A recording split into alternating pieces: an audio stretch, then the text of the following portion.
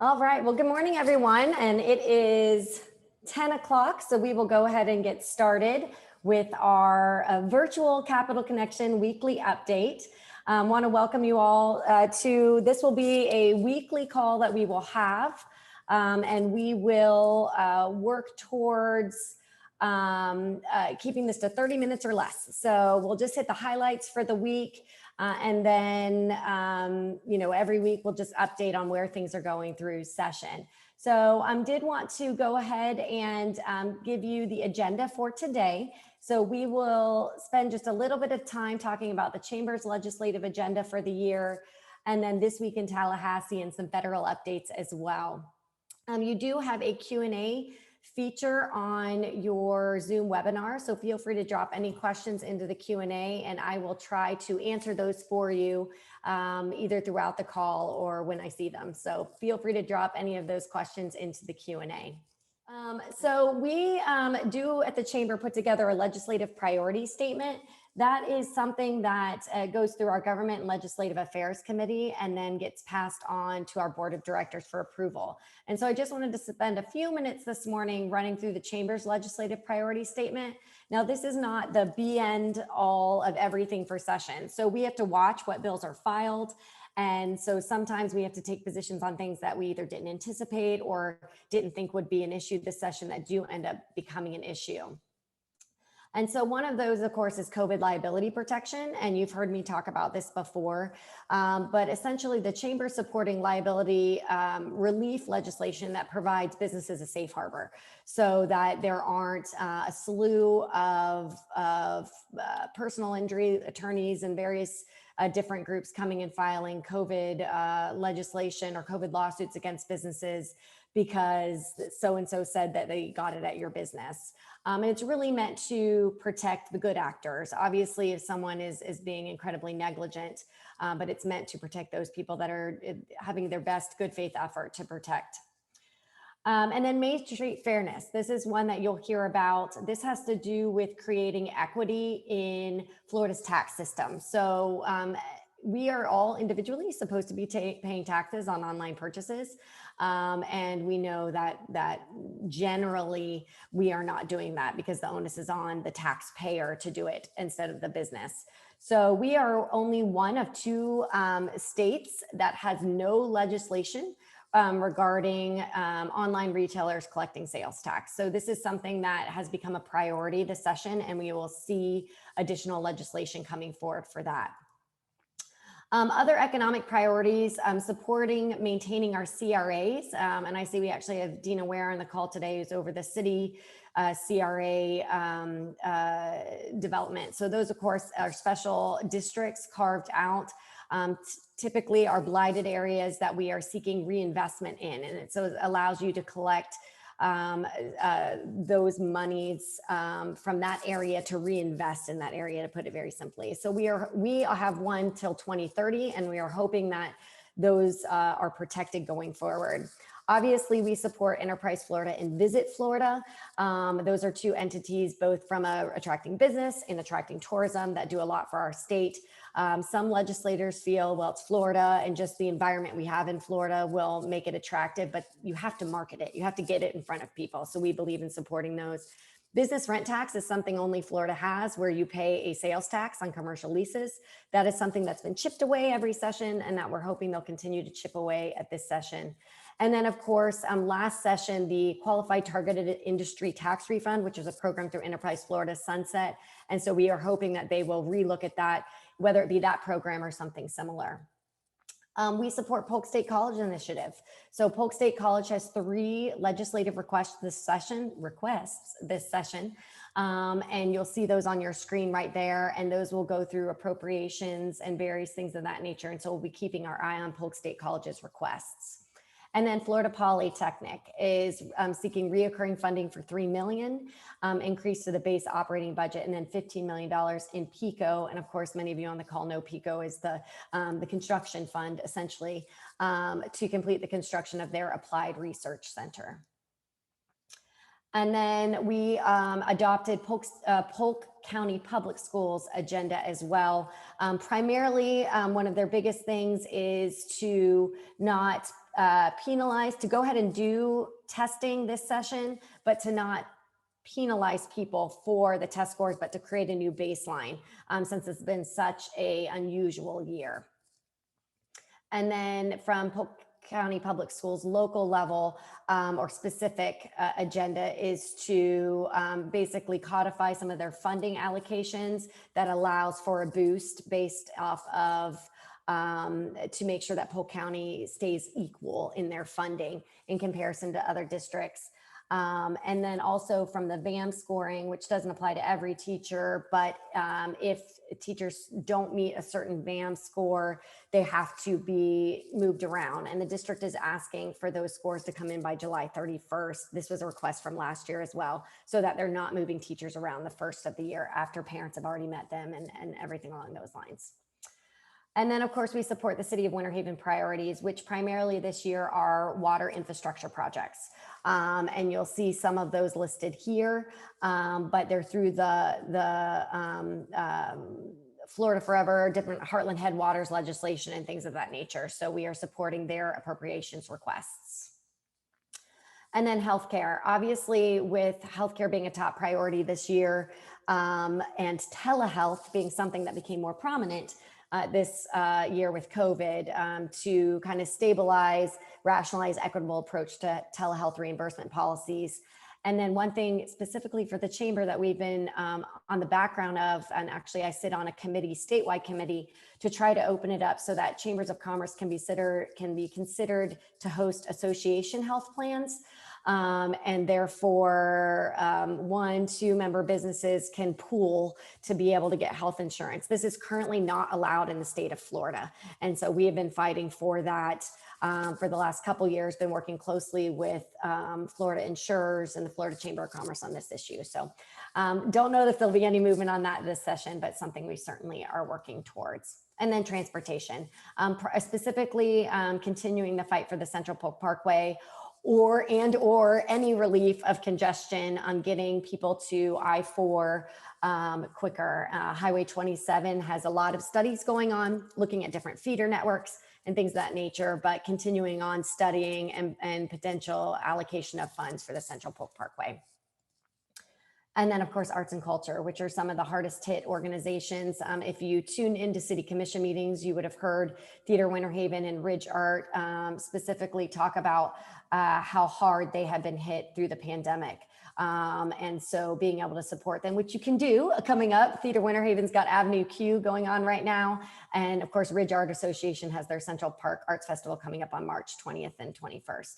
But continuing funding for those organizations. This is a bullet point we have every single year. We've had opportunities to meet with the cultural arts organizations that have funding in Tallahassee, and we'll continue that forward. And so legislative session this week in legislative session. So it kicks off today. Hooray. Legislative session kicks off today. And at 11 a.m., Governor DeSantis will be having his State of the State. And when you listen, if you get an opportunity to listen to that at 11 a.m., you'll hear the highlights on what he is prioritizing this legislative session. And with a Republican-run legislature, you'll probably see a lot of those through bills. And you've already seen a lot of those filed as high priority bills. So committee weeks are done. Session starts today. It'll go through April 30th, unless for some reason is extended. Of course, there are 160 legislators. We saw a shifting in the last election cycle for Republicans. So you have 5 more Republicans in the House than you did before, and 1 more Republican in the Senate than you did before. So far there have been 2,798 bills filed. And then you'll see the breakdown of the numbers in terms of where those fall. So this is our legislative delegation that you see on your screen here. And of course, many familiar faces. We have 1 new member, which is Fred Hawkins, who was elected, and he was elected where Representative Mike LaRosa would have been before. So the Four Corners area of Polk County. And I'll remind you as I go through this, if you do have any questions, to pop them into the Q&A. And if I don't have an answer, I'll be sure to get one for you. So as I mentioned, Governor DeSantis has his State of the State coming up at 11 a.m. this morning. And then you have hearings today on the COVID liability in the Senate. And then an interesting bill on apprenticeship and pre-apprenticeship training, which is something that is very important to the expansion of vocational and trades. And that is kind of a technical bill in terms of how it relates to federal funding for apprenticeship and pre-apprenticeship programs, but would be about the expansion. And then today, the House is hearing civil liability and COVID related in terms of the healthcare providers. And then tomorrow you have a hearing on highway projects, of course, transportation being a priority, and then COVID related to healthcare providers as well tomorrow and the Senate side. And then Thursday, there are committee meetings currently on the schedule, but no notices have gone out yet. So we don't know what bills are being filed, at least as of 8:45 this morning. Those have not been filed yet. Just to delve a little bit more into the COVID liability, which these will be probably some of the first to get onto the House and Senate floors. Both of the bills protect healthcare facilities and practitioners, apply retroactively to the start of the pandemic, which in terms of funding is February 15th. In terms of when the actual cases were March 1st and 2nd in Florida. So I'm not sure, I'll have to go back and look to see when exactly that date is. And then it implements a 1-year statute of limitations to file a claim. The House bill requires gross negligence. Now, obviously I'm not an attorney, but obviously these phrases are scalable in terms of the preponderance of evidence and beyond a reasonable doubt and those sorts of things, but they set a high threshold. So the House bill, wants to require a good faith effort to adhere to CDC guidelines and state guidelines to protect your employees and your customers. And then the Senate bill provides immunity of supplies in terms of if supplies were not available in the beginning, as we know there was a shortage. It doesn't penalize a business for not having access to those at that point. So there's been a lot of discussion. A committee hearing I listened to last week on this bill talked about a requirement that a doctor says, yes, I reasonably believe this individual got COVID-19 at this place of business, which sets a very high threshold in terms of a physician being willing to do that. So I think there'll be little pieces and parts and amendments to this, but certainly something that we'll watch going forward. I also wanted to tune you into some federal. Now, the Chamber of Commerce gets involved, your local Chamber of Commerce gets involved in federal issues sometimes, but we normally sign on to coalitions. So there's a couple of things that we're watching very closely on the coalitions that we are involved in, either through the U.S. Chamber of Commerce or the Florida Chamber of Commerce. And there are 4 things that we're watching right now. Of course, phase 5 or Biden's stimulus plan. You'll see the bullet points of that laid out on your screen right now. $1,400 checks for Americans 75 or less, renewal of PPP for small business, funding for schools reopening, and a lot of those hot topic things. Specifically, one thing we're watching is targeted industries here. So restaurants at airports, which we have a member that has several of those.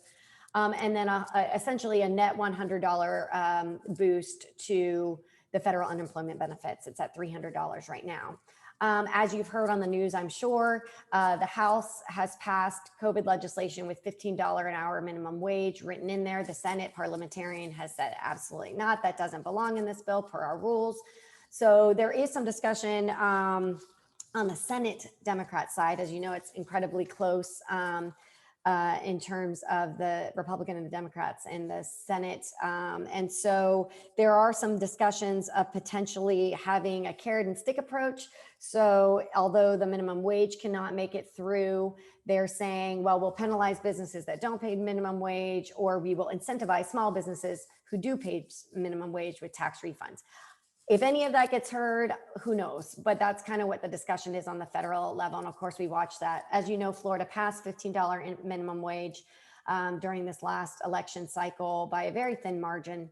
But that is a step in approach. So it'll be at $10 an hour come September 30th of this year, 11, so on and so forth, until it gets to 15. Infrastructure could be very good for Florida. There's some infrastructure packages going through at the federal level that could be very good for Florida in terms of monies coming down to help us with large infrastructure projects. Florida has been traditionally very good at getting federal money for infrastructure projects, and so we're watching that closely. And then there is one bill that's passed the House on the federal level called the PRO Act, or the Protecting the Right to Organize Act. And there's essentially, to use a Florida Chamber term, this is not a Katie Worthington term, but a Florida Chamber term, threatens Florida's ability to be a right to work state. And so something that I think would be very concerning to a lot of our members is that if there was a union at your business, it would require an employee to join the union. That's just one piece of it. But obviously, this is something that we will watch closely. The Florida Chamber will watch closely because Florida has been very successful as a right to work state. And so giving the employee the choice to decide or not. So that is certainly something that we are watching. And from my understanding has passed the House, but obviously has not been heard in the Senate yet. So those are a lot of the things that we are watching right now. A couple other bills, as I clicked committee meeting by committee meeting to see what was on the agendas. There is we watch any preemption bill. So any bill that talks about preempting the city of Winter Haven, we want to know about, or even the county, Polk County. So there is a preemption bill being heard this week on occupational licensing. I'm not 100% sure how it would impact the city of Winter Haven, but as we do have some city folks on the call, I wanted to bring that up. That's House Bill 735. There is, which this one could be a good one, depending on where it goes and how it gets amended. But there is a bill, House Bill 737, and there's a companion bill, Senate Bill 46, which discusses craft distilleries. And this would essentially expand craft distilleries' ability to go into business and to do similar expansion that we've seen to craft breweries. We do have some interesting craft distillery in the Winter Haven area, so we're watching that bill closely. There is one of our delegation, Josie Tomko, has a bill being heard this week, House Bill 833 on the unlawful use of DNA. And that is to strengthen already existing federal regulations on how your DNA can be used, and basically requires more authorization from the individual on how your DNA can be used.